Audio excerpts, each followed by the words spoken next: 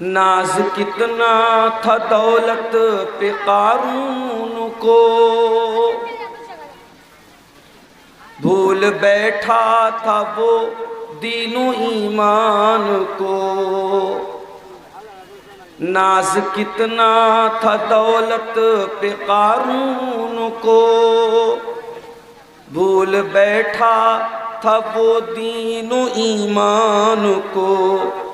خاک میں مل گئی اس کی دولت سبھی، خاک میں مل گئی اس کی دولت سبھی، ایسی دولت کا کوئی بھروسہ نہیں، کل نہ کر کل کا کوئی بھروسہ نہیں۔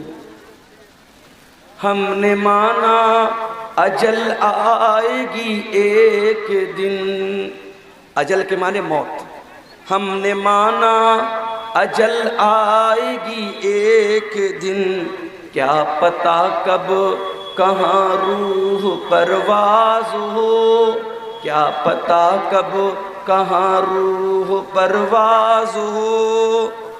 ہے مقدر تو مل جائے 2 گز زمین، ہے مقدر تو مل جائے 2 گز زمین، ورنہ تربت کا کوئی بھروسہ نہیں، کل نہ کر کل کا کوئی بھروسہ نہیں، کل نہ کر کل کا کوئی بھروسہ نہیں۔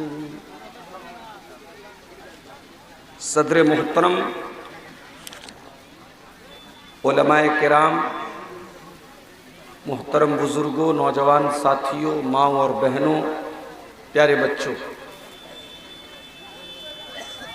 مدرسہ حرا الاسلامیہ پھرکیا ارریہ بہار کا یہ سالانہ پروگرام جو سیمانچل کے دیگر جلسوں کی طرح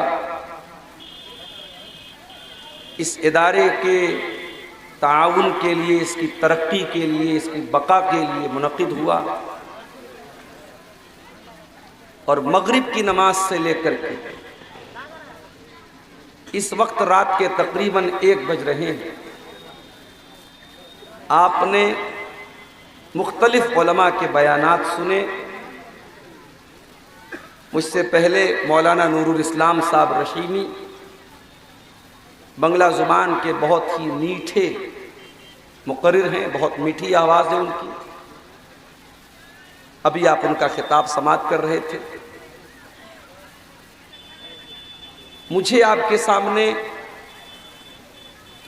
اردو زبان میں خطاب کرنے کے لیے بلایا گیا ہے۔ آج کی تقریر کے لیے میں نے جو ٹاپک چنا ہے، جو عنوان چنا ہے، وہ عنوان قرآن کریم کی ان 2 آیتوں کے اندر چھپا ہوا ہے، جو 2 آیتیں میں نے خطبے کے بعد آپ کے سامنے پڑھی۔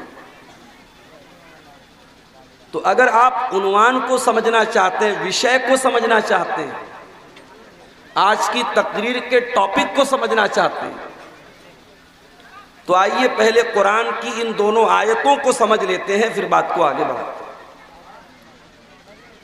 پہلی آیت میں نے پڑھی، قرآن کریم کے 15ویں پارے کی آیت ہے، سورہ بنی اسرائیل کی، سورہ اسراء کی آیت نمبر 36 ہے، آیت نمبر 36۔ وَلَا تَقْفُ مَا لَيْسَ لَكَ بِهِ عِلْمٌ إِنَّ السَّمْعَ وَالْبَصَرَ وَالْفُؤَادَ كُلُّ أُولَئِكَ كَانَ عَنْهُ مَسْئُولًا۔ اور اے میرے بندے،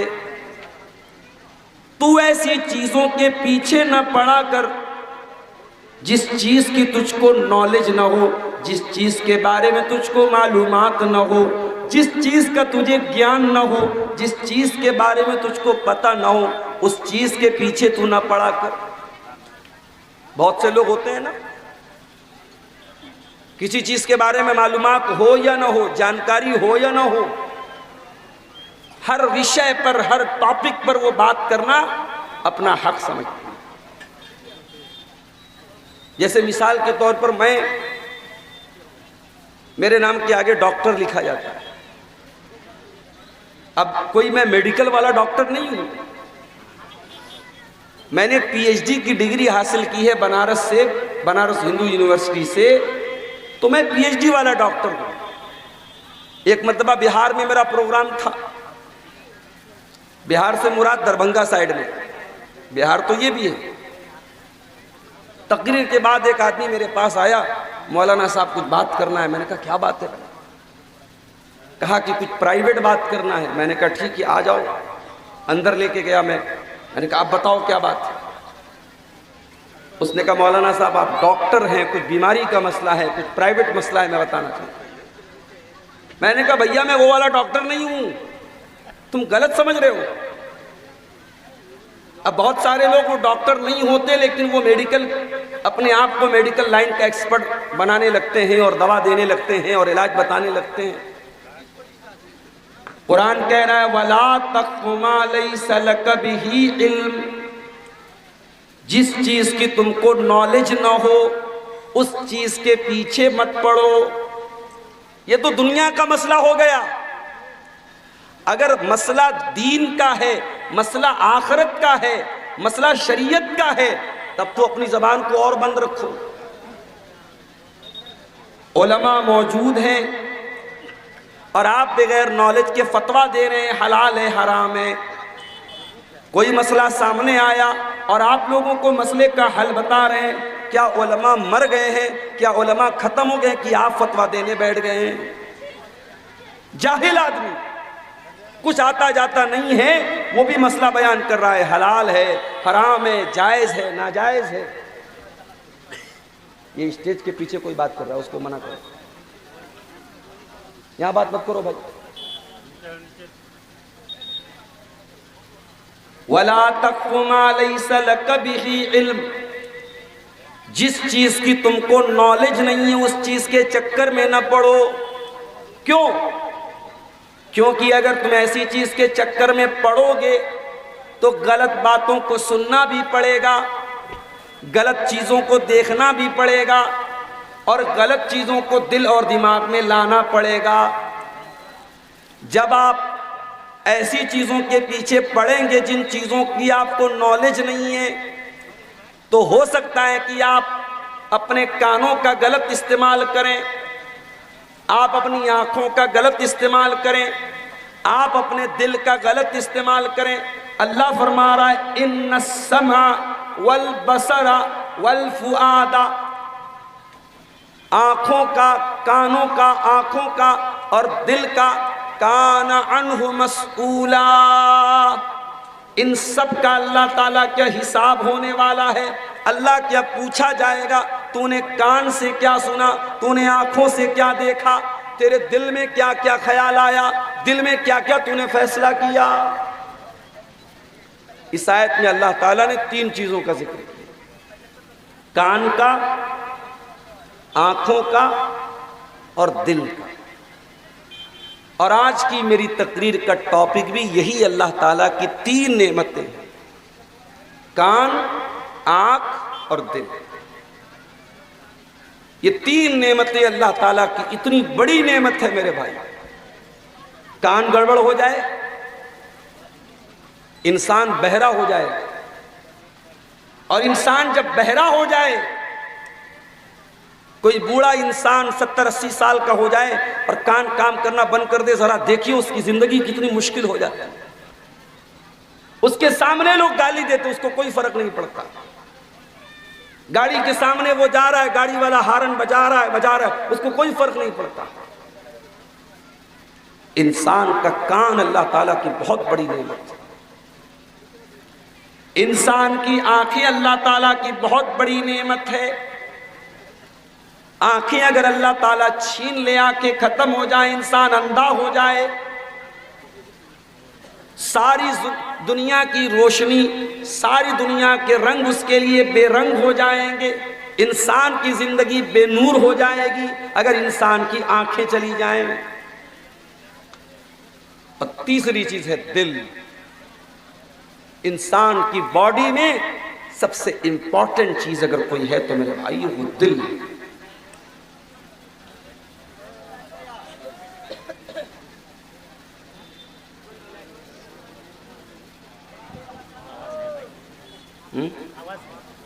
چالو رکھیں. چالو ہے. انسان کی زندگی میں سب سے، انسان کے جسم میں، انسان کے شریر میں سب سے امپورٹنٹ اگر کوئی پارٹ ہے وہ دل ہے. اللہ کے پیارے نبی فرماتے ہیں الا ان فی الجسد مضغۃ اذا صلحت صلح الجسد كله واذا فسدت فسد الجسد كله.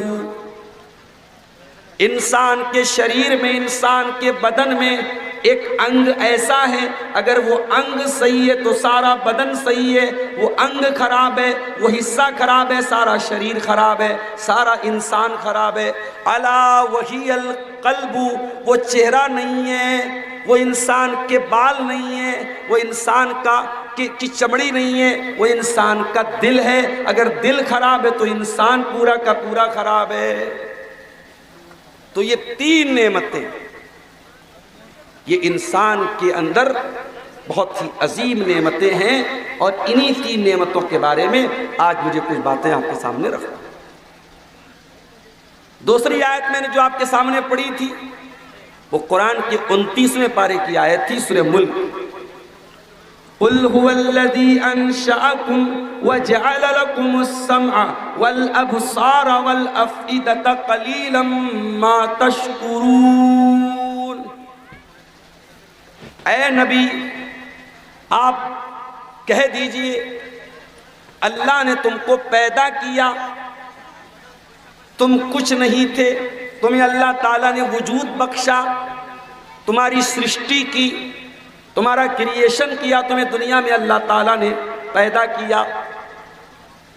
وَجَعَلَ لَكُمُ السَّمْعَ، اور اللہ نے تمہارا کان بنایا، وَالْأَبْصَارَ آنکھیں بنائی، وَالْأَفْئِدَةَ اور دل بنایا. قَلِيلًا مَا تَشْكُرُونَ، لیکن تم اللہ کا بہت کم شکریہ ادا کرتے ہو. تم کان کا بھی غلط استعمال کرتے ہو، آنکھوں کا بھی غلط استعمال کرتے ہو، اور دل کا بھی غلط استعمال کرتے ہو. تو یہ تین نعمتیں ہیں، کان، آنکھ اور دل. اس پر آج ہم کچھ بات کریں گے. آئیے سب سے پہلے کان کی طرف آتے ہیں. کان سے ہم کیا کرتے ہیں؟ سنتے ہیں. سوال پیدا ہوتا ہے کان سے کیا سننا چاہیے اور کیا نہیں سننا چاہیے. کان سے ہمیں اور آپ کو کیا سننا چاہیے؟ اس میں سب سے نمبر 1، سب سے پہلی چیز جو کان سے ہم کو سننا چاہیے، جو اللہ کو پسند ہے، جو رسول کو پسند ہے، جو فرشتوں کو پسند ہے، وہ کیا ہے؟ وہ قرآن ہے. قرآن کا سننا اللہ تعالیٰ کو بہت پسند ہے. اسی لیے اللہ قرآن میں بار بار کہتا ہے کہ اے میرے بندو وَإِذَا قُرِئَ الْقُرْآنُ فَاسْتَمِعُوا لَهُ وَأَنصِتُوا، جب قرآن پڑھا جائے تو غور سے سنو اور خاموش رہو. لَعَلَّكُمْ تُرْحَمُونَ، تاکہ تم پر رحم کیا جائے. گویا اللہ تعالیٰ قرآن کو سننے کا حکم دے رہا ہے.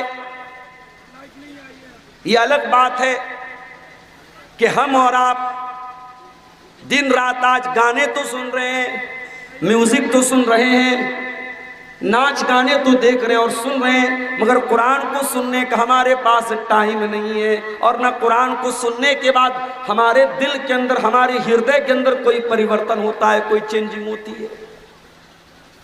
قرآن کوئی معمولی کتاب تو نہیں ہے میرے بھائی. لو انزلنا هذا القرآن على جبل لرأيته خاشعا متصدعا من خشية الله.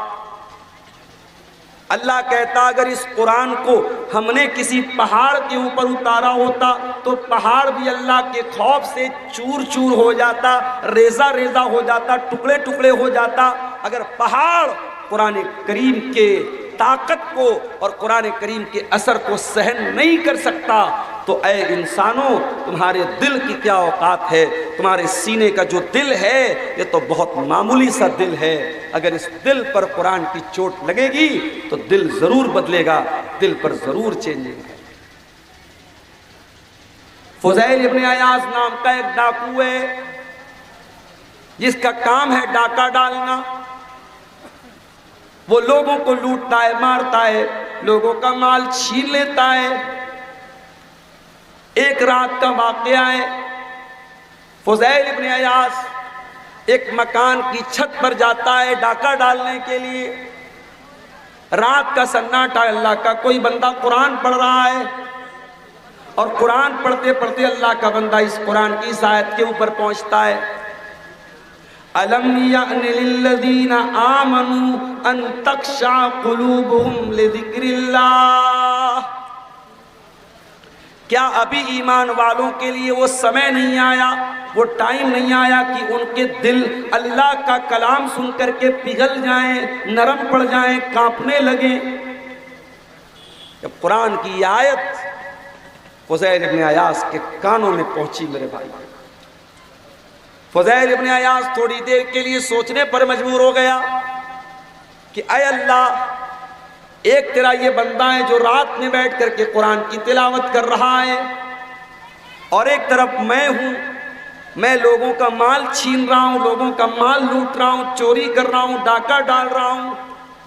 فضیل ابن عیاض کے دل میں توبہ کا خیال آیا، تھوڑی دور آگے بڑھے، بارش کا موسم تھا، ایک جگہ لوگ راستے میں ٹھہرے ہوئے تھے، رکے ہوئے تھے کہ بارش رک جائیں تب ہم آپ آگے بڑھیں۔ بارش رک گئی، پھر بھی کچھ لوگ آگے بڑھنے کو تیار نہیں ہیں۔ کسی نے کہا کہ چلو موسم ٹھیک ہو گیا آگے بڑھتے ہیں، کہا کہ نہیں، یہ فضیل ابن عیاض نام کے ڈاکو کا ایریا ہے، وہ ہمارا مال چھین لے گا، ہمارا مال لوٹ لے گا، اس لیے ہمیں آگے نہیں بڑھنا چاہیے، ہمیں یہیں پر اسٹے کرنا چاہیے۔ فضیل ابن عیاض نے جب یہ سنا تو کانپ گیا، کہا اے اللہ، میں اتنا برا ہوں، تیرے بندے مجھ سے ڈرتے ہیں، میری وجہ سے وہ راتوں کو سفر نہیں کرتے ہیں۔ اللہ، میں وعدہ کرتا ہوں کہ آج کے بعد میں چوری بند کر دوں گا، ڈاکہ بند کر دوں گا، اور اپنے آپ کو اللہ تیری عبادت میں لگا دوں گا۔ اور وہ دن تھا، فضیل ابن عیاض وہاں سے سفر کر کے مکہ آتے ہیں اور خانے کعبہ کے پاس اپنا بسیرا کر لیتے ہیں، اور رات دن ان کا کام اللہ کو یاد کرنا اور اللہ کی عبادت کرنا اور اللہ کے آگے سجدہ کرنا۔ اپنے دور کے بہت بڑے عابد، بہت بڑے زاہد اور بہت بڑے عالم بن جاتے ہیں، اور دنیا ان کو امام فضیل ابن عیاض کے نام سے جانتی ہے۔ میرے پیارے ساتھیوں، قرآن کو سنا کرو، قرآن سننے سے ہو سکتا ہے کہ تمہارے دل کے اندر چینجنگ آ جائے۔ میں نے یوٹیوب کے اوپر دیکھا، مصر کے ایک بہت بڑے قاری گزرے ہیں، شیخ عبد الباسط الصمد، عبد الصمد، بہت بڑے قاری تھے، کیا آواز دی تھی اللہ نے، قرآن جب پڑھتے تھے واللہ ایک الگ ہی کیفیت پیدا ہوتا ہے۔ قاری عبد الباسط صاحب قرآن پڑھ رہے ہیں، یوٹیوب پر میں نے کمنٹ میں دیکھا، غیر مسلم کہتا ہے I am non-Muslim, I am Hindu, I don't know about Quran, but I love your voice۔ کہتا ہے کہ اے قاری عبد الباسط، میں غیر مسلم ہوں، مجھے عربی زبان نہیں آتی، میں قرآن کو نہیں جانتا، مگر تیرے منہ سے جب قرآن کو سنتا ہوں تو بڑا اچھا لگتا ہے۔ یہ قرآن کی برکت نہیں تو اور کیا ہے میرے بھائیوں؟ انڈیا کا حاجی حج کرنے جاتا ہے، پاکستان اور بنگلہ دیش کا حاجی حج کرنے جاتا ہے، عربی زبان اس کو نہیں آتی۔ آپ کے بنگال کا کٹیہار کا بنگلہ بھاشی بھی وہاں پہنچتا ہے، اس کو عربی زبان نہیں آتی ہے، لیکن حرم کے اندر جب وہ نماز پڑھتا ہے اور امام حرم جب قرآن کی تلاوت کرتے ہیں، وہ انڈیا، پاکستان اور بنگلہ دیش کا حاجی بھی رونے لگتا ہے، اس کی آنکھوں سے بھی آنسو بہنے لگتے ہیں، وہ بھی تڑپنے لگتا ہے۔ یہ قرآن ہے جو انسان کے دل پر جا کر کے اپیل کرتا ہے۔ میرے پیارے ساتھیوں، قرآن کو سنا کرو۔ اس کان کا شکر یہ ہے، یہ کان اللہ تعالیٰ نے بہت بڑی نعمت کے طور پہ دیا ہے۔ اس کان کے اوپر اللہ کا شکر یہ ہے کہ اس کان سے قرآن کی تلاوت کو سنا کرو۔ قرآن کی تلاوت بہت اچھا کام ہے۔